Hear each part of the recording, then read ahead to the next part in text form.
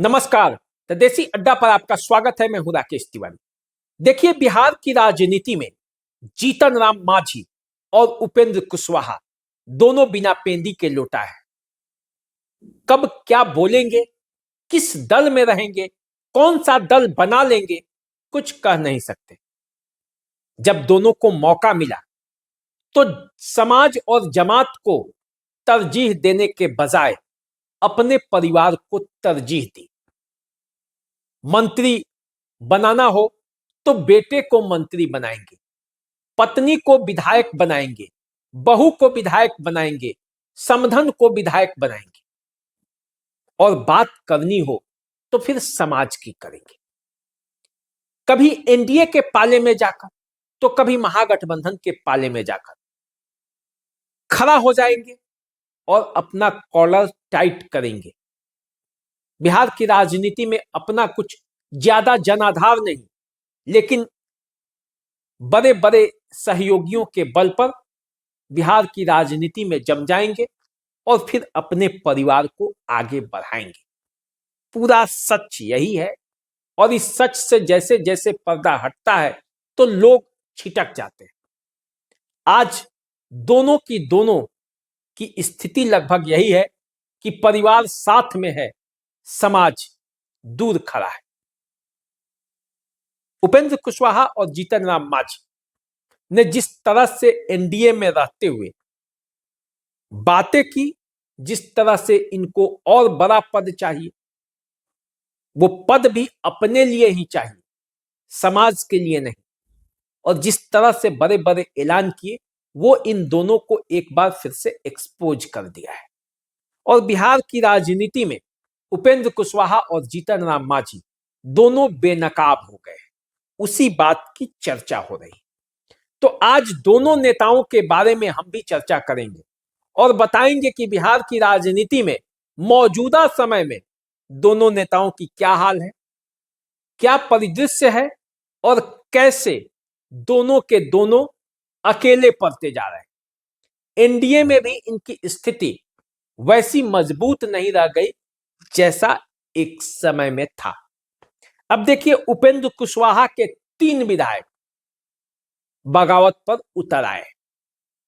कहा जा रहा है कि इन तीनों विधायकों से बातचीत भी बंद है। यहां तक कि ये तीनों के 3 विधायक लिट्टी पार्टी जो उपेंद्र कुशवाहा ने दी थी उसमें गए भी नहीं, बातचीत भी नहीं कर रहे। पिछले 20-25 दिनों से उपेंद्र कुशवाहा अपने पार्टी में अकेले पड़े हुए हैं। उनकी पत्नी उनके साथ खड़ी है, उनके बेटे उनके साथ खड़े। आप सभी जानते हैं, जब विधानसभा का चुनाव हुआ था तो 4 विधायक जीत कर आए थे उपेंद्र कुशवाहा की आरएलएम पार्टी से। रामेश्वर कुमार महतो बाजपट्टी से, माधव आनंद मधुबनी से, आलोक कुमार सिंह दिनारा से, और स्नेह लता कुशवाहा जो कि उपेंद्र कुशवाहा की पत्नी है, वो सासाराम से। इन चारों में से 3 अब उपेंद्र कुशवाहा से लगभग समझिए तो खफा चल रहे हैं। स्नेह लता कुशवाहा उनके साथ अलग है, पत्नी, बेटे और उपेंद्र कुशवाहा पार्टी में अलग थलग पड़ गए।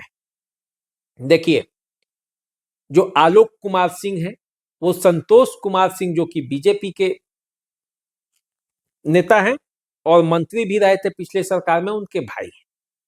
माधव आनंद उपेंद्र कुशवाहा के साथी रहे हैं, मजबूत साथी रहे हैं, लेकिन वो भी आजकल खफा है। यहां तक कि जब लिट्टी पार्टी उपेंद्र कुशवाहा ने दी थी और इन विधायकों को भी बुलाया था तो कोई विधायक उनके पास गया नहीं। किसी के पास कोई बहाना, किसी के पास कोई बहाना, जबकि तीनों जाकर नितिन नवीन से मिलाए, उनको अध्यक्ष बनने पर शुभकामना दे आए, फिर दिल्ली चले गए। अब कहा जा रहा है कि इन तीनों ने बीजेपी में जाने के लिए अपना स्थिति बना रहे हैं, अपनी बातचीत को आगे बढ़ा रहे हैं।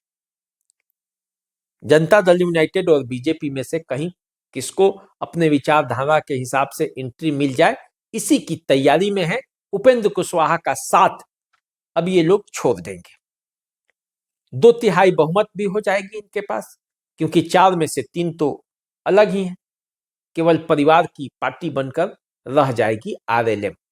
ऐसे में उपेंद्र कुशवाहा जब राज्यसभा के सदस्य के तौर पर भी यदि दबाव बनाएंगे तो वो दबाव अब बीजेपी के सामने चलने वाला नहीं है।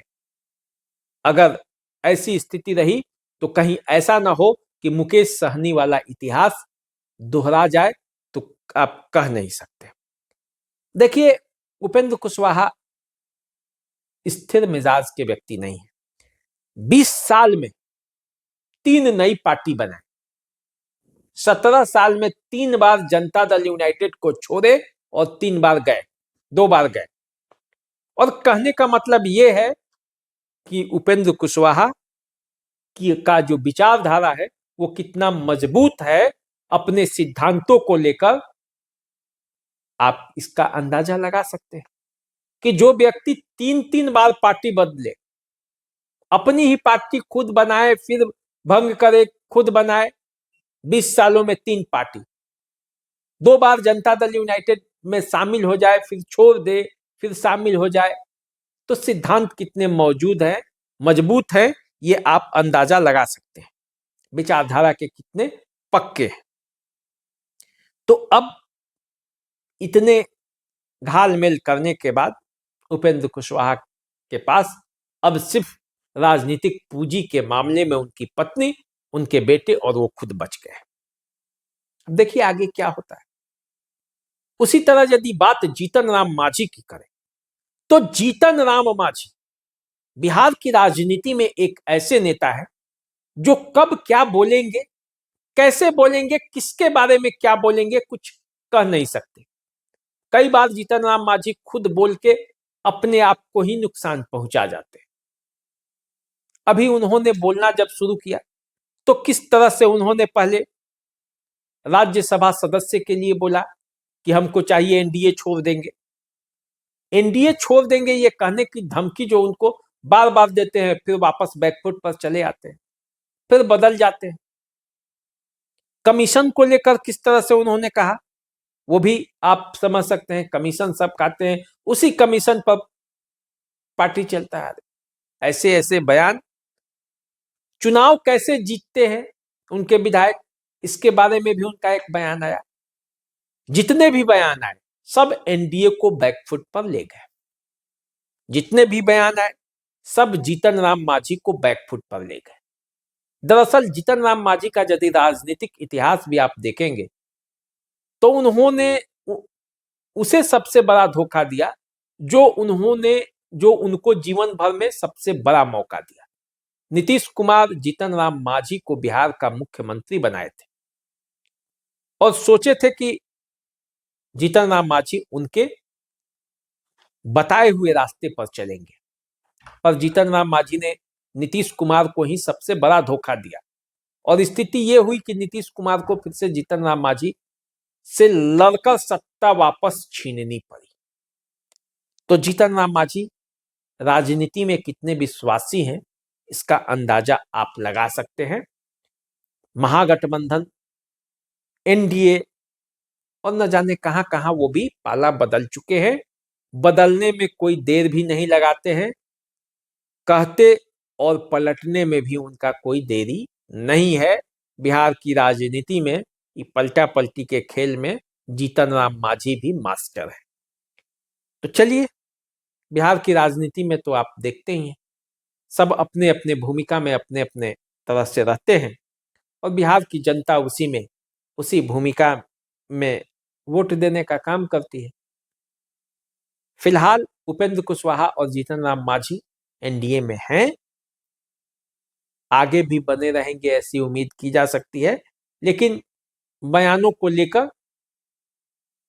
हमेशा चर्चा में रहते हैं, आगे भी चर्चा में रहेंगे ही, ऐसी उम्मीद की जा सकती है। आप हमारे साथ बने रहिए, देखते रहिए द देसी अड्डा। चैनल को सब्सक्राइब कर लीजिए, हम आपसे चर्चा करते रहेंगे, सबकी बातें बताते रहेंगे, सबकी पोल भी खोलते रहेंगे। नमस्कार।